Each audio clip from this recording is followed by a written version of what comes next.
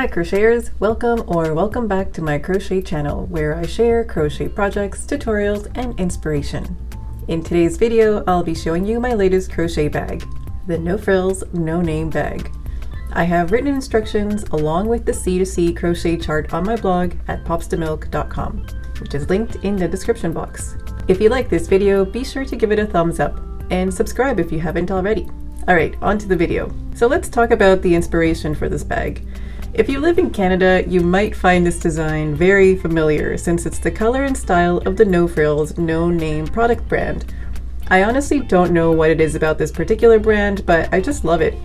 I thought it would be really fun to make a bag in the same minimalist style with the text on the front indicating what the product is, a no-name bag. To make this bag, I used the corner-to-corner or C2C crochet technique, and I used the chart I designed to create the crochet fabric. I actually started making this bag during Christmas. It was a great project for hanging out and spending time with my family. The actual crochet time didn't take that long, but I ran out of yarn halfway through the back panel and had to wait for yarn to arrive. It was also around this time that I got stumped on how I would create the no-name brand letters, since they're so small and I wasn't sure if I could crochet them. Sometimes I get so stuck on the idea that everything has to be crochet, but this was one project where I had to think outside crochet. I figured out how to make the no-name logo on the bag. That was one of the things that I was really hesitating to work on, just because I wasn't exactly sure how I would do it. But in the end, I didn't record it and I didn't document any of it, mostly because when I started working on it, I just continued until I was done. But this is what I did. I used some black felt and I painstakingly cut out the letters using my tiny little scissors, and then I used needle and thread to sew everything in. I did use a bit of fabric glue, but it's like a fabric fusing glue thing, just to press on the little bits inside the letters. But I still did have to sew a few stitches just to secure them in place. I don't want them falling out. But yeah, that is the logo done, and I'm super happy with how this turned out.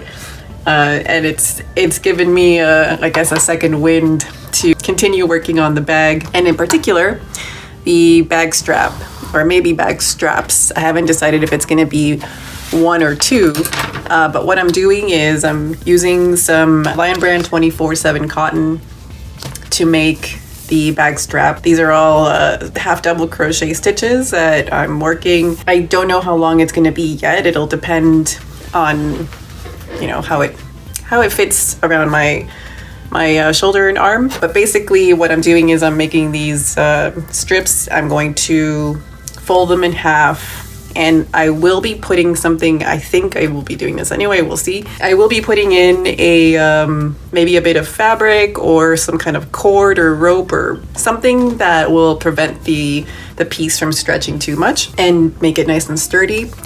So yeah, I was starting to slow down in my energy and motivation to work on this bag, mostly because I wasn't sure how I would make the logo. But now that the logo is done and how good it turned out, considering that I had to cut this out with little scissors and actually have it look like the logo. It's not perfect, I know, but I think this looks really good. Really happy with that. So that's definitely given me a boost and motivation to keep going. And yeah, I'm gonna continue working on this. So the rest of the seams on the bag, and I still need to figure out a liner or lining for the bag. So that'll be the next hurdle in terms of figuring out what to do. But so far, it's looking pretty good. Okay, so I ended up with 2 bag straps. I think the bag will look a lot better with 2 rather than 1. So I have my 2 straps all crocheted, and so what I'm going to do is I'm going to fold each of the straps together in half like this, and just do a simple whip stitch all the way across, folded in half. And I haven't decided yet if I'm going to use a bit of fabric, maybe like denim in the middle, just to keep things taut and keep it from stretching too much, or maybe I'll use some kind of cord or rope.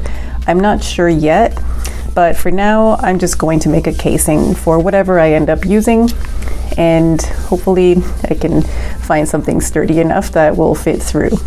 So I'm going to work on that. And then the other thing is I have the bag. I have started to sew the seams together on the bag. As you can see, I've got clips holding it in place where I want to sew it together. And again, I'm just using, similar to the straps, I'm just using a whip stitch just along the seams, easy peasy. And so I'm going to work on that as well.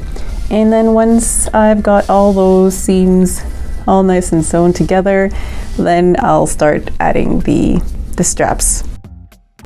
For the bag straps, I ended up using the hem from a pair of wide leg lounge pants.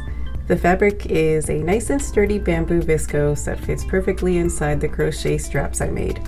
And here I'm just playing around with the position of the straps and where I will be sewing them in place.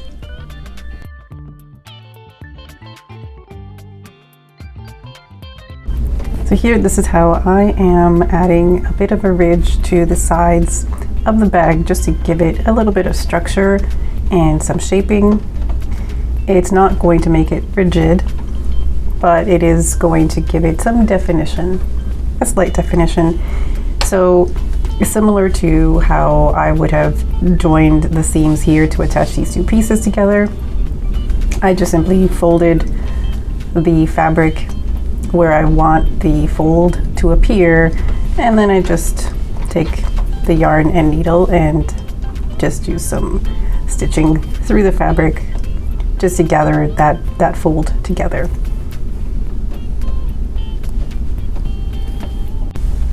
So here is what the bag looks like. I'm just folding it right side out for the center, for the side panels to create this dent here, or this ridge in the middle. I just flipped the bag inside out and I made the stitches from the inside of the bag.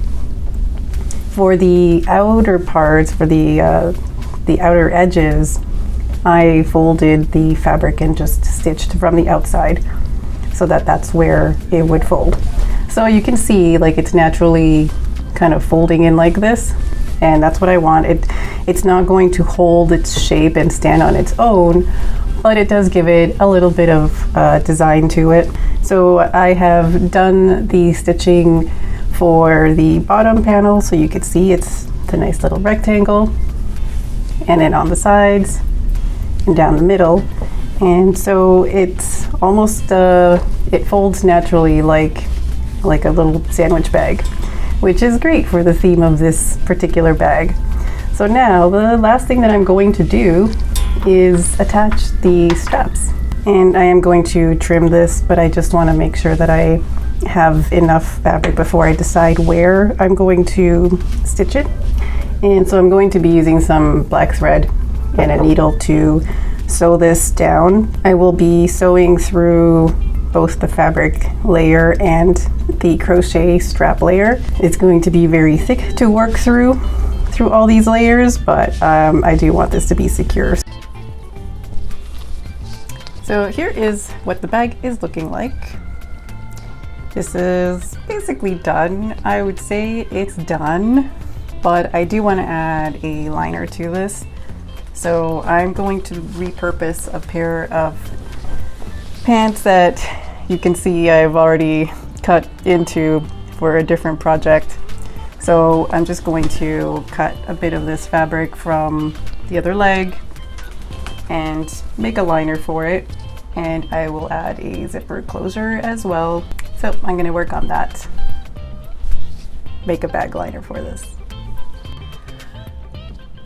So I had finished pinning down all the different parts for the bag liner, and I was going to start sewing this together, and then I remembered this bag.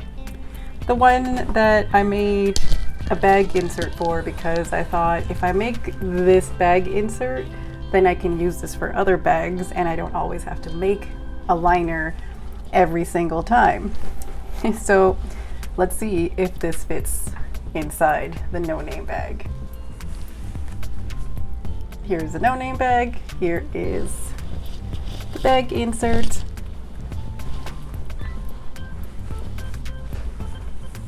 And what do you know? It fits. I did make this bag insert a certain size, and I think when I was planning this yellow bag, I was planning it around this bag insert with the intention of reusing it. So do I really need to make a bag liner for this? I've got a liner already, and it's already got a zipper, and it's a very good bag insert. It's even got pockets inside, and look at this, like the blue and the yellow together looks amazing too. So I don't think I'm gonna make a liner for this bag. I'm gonna call this bag done. Like, look, it's done. Okay, no, it's not done. I actually wanted to do something with the flap. I kind of want to add some kind of closure to it. I'm not sure what I want to do with it yet, but maybe a button or something. But I'm kind of relieved that I don't need to make a bag liner or an insert for this bag. Now that I've got these pieces all pinned and cut out and stuff, I might still use this for something else. We'll see, but it will not go to waste at all. Not to worry about that. But yay, my bag is almost done. And here is the finished bag. I ended up sewing a magnet on the inside flap and the inside front, and I'm surprised at how well it closes despite the thickness of the yarn. If you do try this, make sure your magnets are strong. Alright, that's it for me. I hope you enjoyed watching the process behind this crochet no-name bag. Don't forget to check out the blog post on popstomilk.com if you want to follow the C2C chart and instructions. As always, I'd love to know what you think, and if you have questions, feel free to leave a comment below. Thanks so much for watching, and I will see you in the next video.